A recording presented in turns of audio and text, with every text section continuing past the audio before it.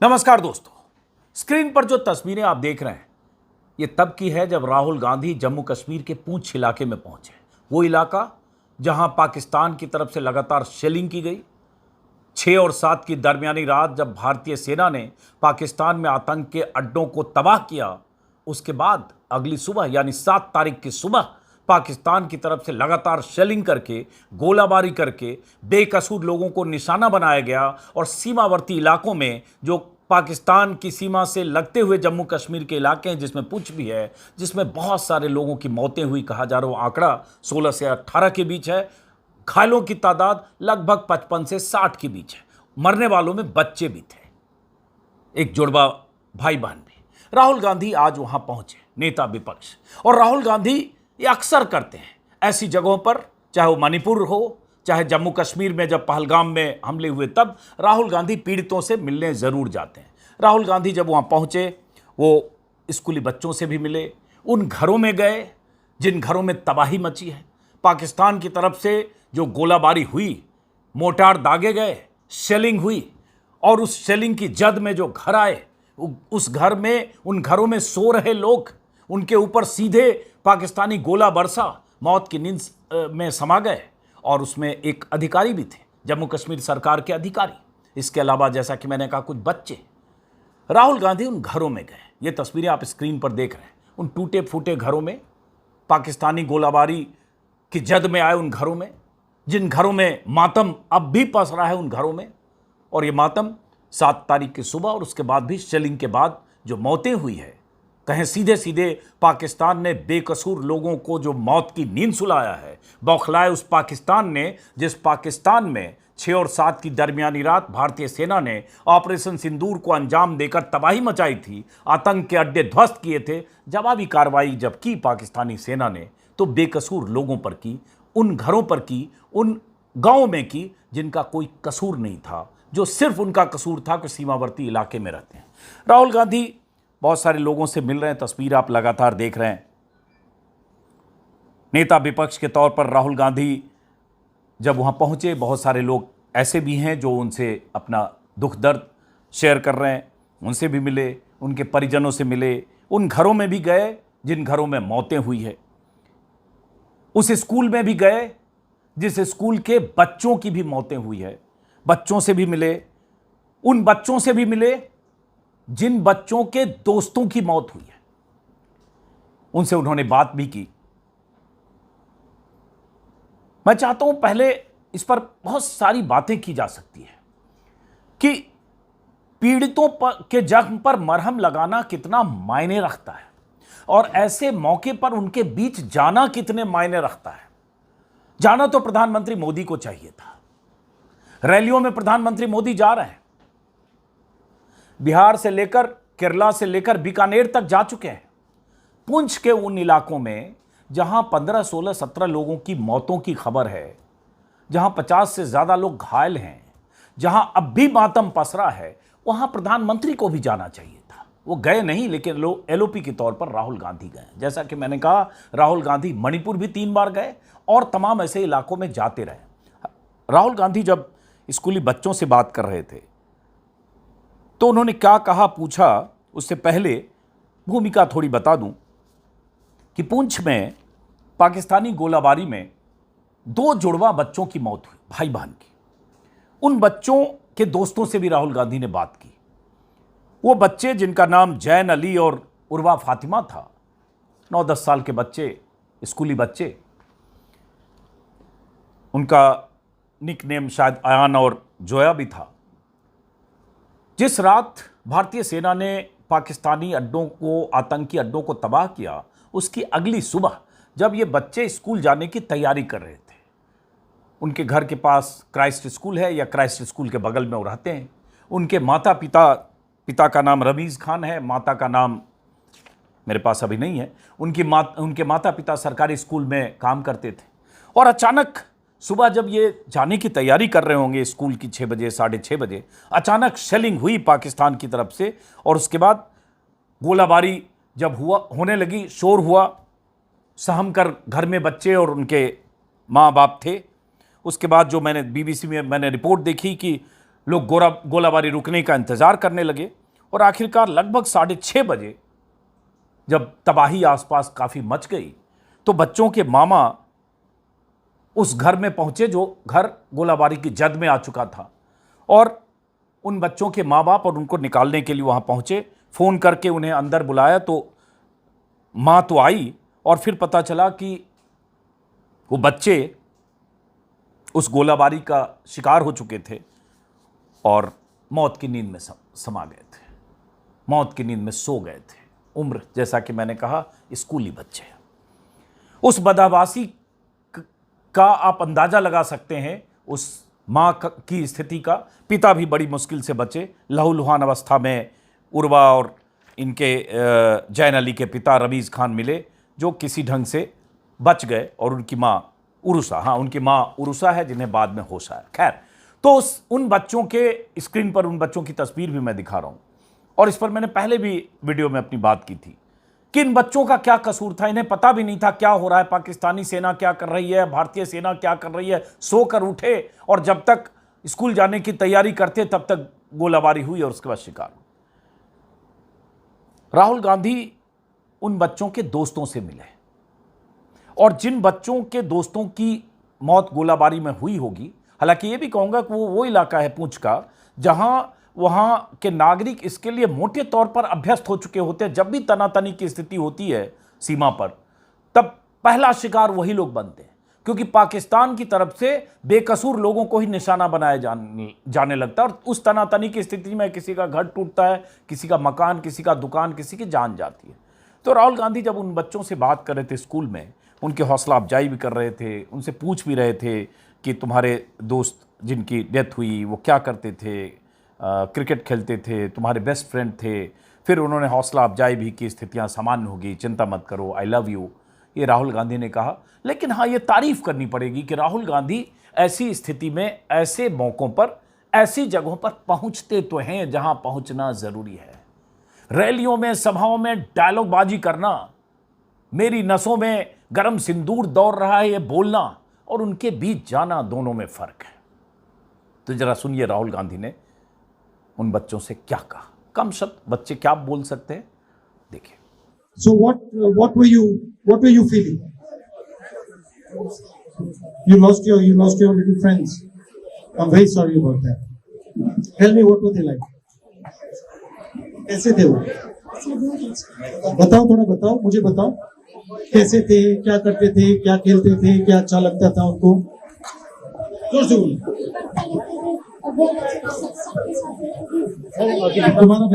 तुम्हारे best friend थे?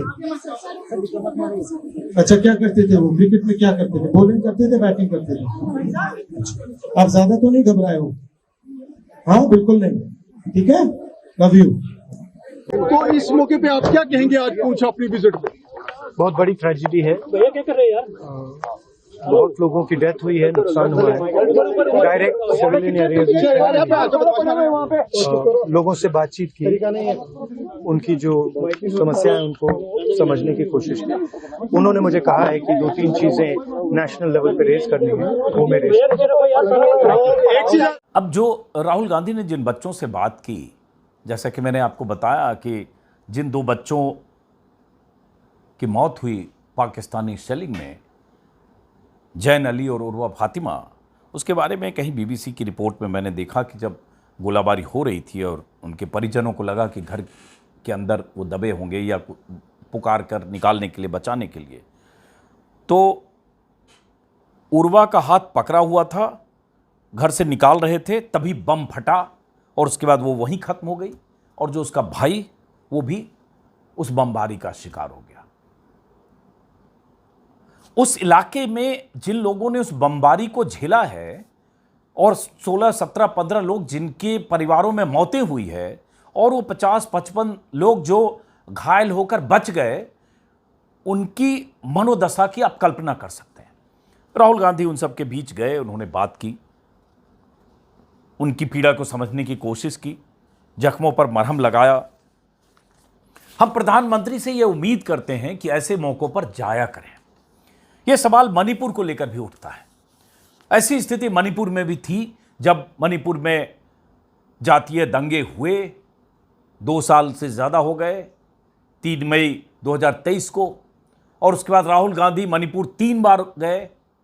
मणिपुर पर 75 दिनों तक प्रधानमंत्री मोदी ने जुबान नहीं खोली थी, तब तक जब तक सुप्रीम कोर्ट से तब के चीफ जस्टिस चंद्रचूड़ से फटकार नहीं लगी थी, उन्होंने जुबान तक नहीं खोली थी। और संसद में, सड़क पर, सब जगह विपक्ष के नेता कहते रह गए, वो मणिपुर नहीं गए।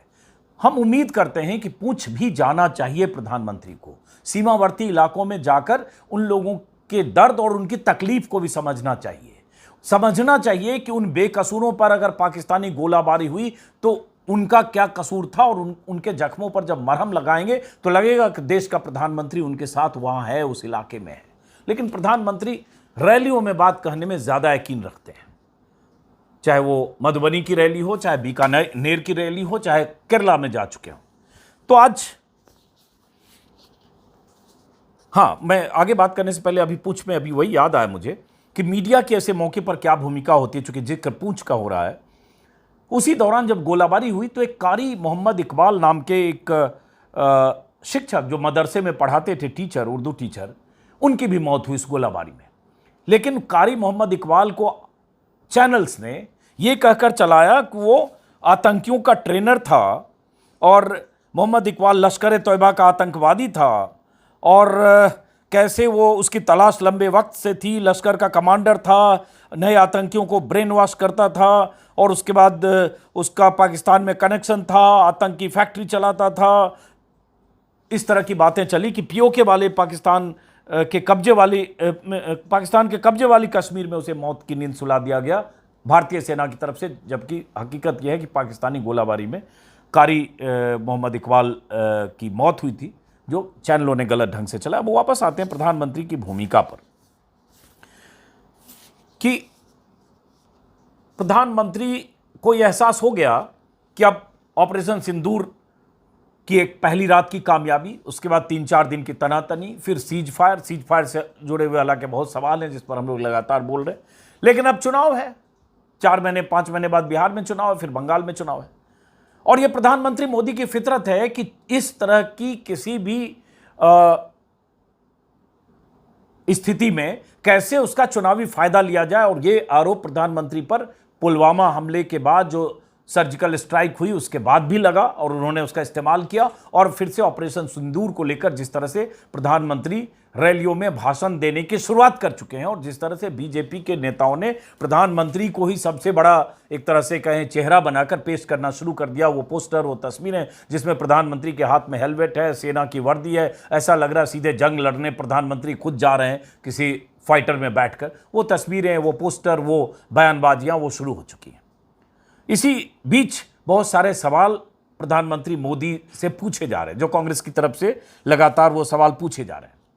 वो सवाल ये कि आपने सीज फायर को लेकर किन शर्तों पर आपने सीज फायर किया, पाकिस्तान से सीज फायर के लिए बात होने के बीच, आपके दावों के बीच अमेरिका से कैसे सीज फायर का ऐलान हुआ, और उसके बाद कि अमेरिका समेत दुनिया के दूसरे देशों ने भारत के साथ ऐसे मौकों पर खड़ा होकर भारत के साथ पाकिस्तान के खिलाफ भारत का साथ क्यों नहीं दिया। ऐसे तमाम सवाल पूछे जा रहे हैं। इसी बीच आज कांग्रेस की तरफ से, हालांकि ये पॉलिटिकल है, अपने लीडरशिप की हर पार्टी तारीफ करता है, जैसे प्रधानमंत्री की शान में कसीदे बीजेपी वाले पढ़ते हैं, तो कांग्रेस की तरफ से भी एक तुलनात्मक एक पोस्टर जारी हुआ है। कांग्रेस की तरफ से दो तुलना है, राहुल गांधी, नरेंद्र मोदी, 2 नेता, आप तय करें बेहतर कौन। सुप्रिया सुले ने इसको ट्वीट किया है।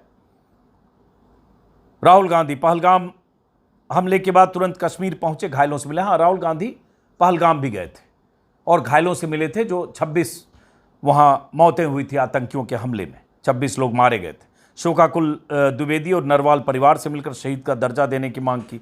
तुलना किया नरेंद्र मोदी से, सर्वदलीय बैठक से गायब, बिहार में चुनाव प्रचार किया, बॉलीवुड सितारों और गोदी मीडिया से मिले। ऑपरेशन सिंदूर के बाद फिर संसद की विशेष सत्र बुलाने की मांग की और वहां राष्ट्र के नाम संबोधन किया। मोदी के सीज फायर पर सवाल उठाया, आतंकवाद पर पाकिस्तान पर भरोसा क्यों, सीज फायर में ट्रंप की भूमिका पर चुप्पी। सीज फायर में ट्रंप की भूमिका पर सवाल किया कांग्रेस की तरफ से, बीजेपी पर पाकिस्तान के वादों पर भरोसा किया। इस तरह से चलिए, ये तुलनात्मक है। नीचे है पाकिस्तान की गोलाबारी में घायल लोगों से मिलने पूछ जा रहे हैं और गरम सिंदूर जैसे बॉलीवुड डायलॉग प्रधानमंत्री बोल रहे हैं, लेकिन पहलगाम के आतंकियों पर एक शब्द नहीं। हालांकि इसमें बड़ा सवाल ये भी है कि पहलगाम के वो आतंकी, वो 4 थे, 5 थे, 6 थे, वो आतंकी आज तक टिल डेट न मारे गए हैं, न पकड़े गए हैं, न उनके बारे में कोई पुख्ता जानकारी है। तो जब तक वो मारे नहीं गए, जिन आतंकियों ने पहलगाम में आकर, चाहे वो सरहद पार से 3 आए या 4 आए, लोकल उनमें 1 थे या 2 थे, ये सरकार और एजेंसियों का काम है पुख्ता जानकारी देना। लेकिन जो भी थे, जिस ढंग से उन्होंने धर्म पूछकर, नाम पूछकर, मजहब पूछकर 26 लोगों को मारा, और उसके बाद उस दिन से आज तक 22 अप्रैल से आज अगर देखें तो 1 महीने से ज्यादा हो गए, 32 दिन हो गए, वो मारे और पकड़े नहीं गए। तो जब तक वो मारे और पकड़े नहीं जाएंगे तब तक बदला पूरा हो गया क्या? क्योंकि आपने तबाही मचाई, आपने पाकिस्तान में ऑपरेशन सिंदूर को अंजाम दिया, और सब सही है। लेकिन जो आए थे, जिन्होंने उन आतंकी गतिविधियों को अंजाम दिया, जिन्होंने भारत की सुरक्षा व्यवस्था या सुरक्षा एजेंसियों की खामियां या सुरक्षा बलों की खामियों का फायदा उठाकर वहां 26 लोगों की मौत की नींद सुला दिया, वो तो अभी पकड़े नहीं गए। और सुरक्षा की कमी ना होती तो शायद वो आतंकी अपने नापाक इरादे को अंजाम देने में कामयाब भी नहीं होते। वो पकड़े नहीं गए। ये सवाल अपनी जगह है। प्रधानमंत्री की चुनावी सभाएं, चुनावी रैलियां और आने वाले दिनों में आप जो देखेंगे।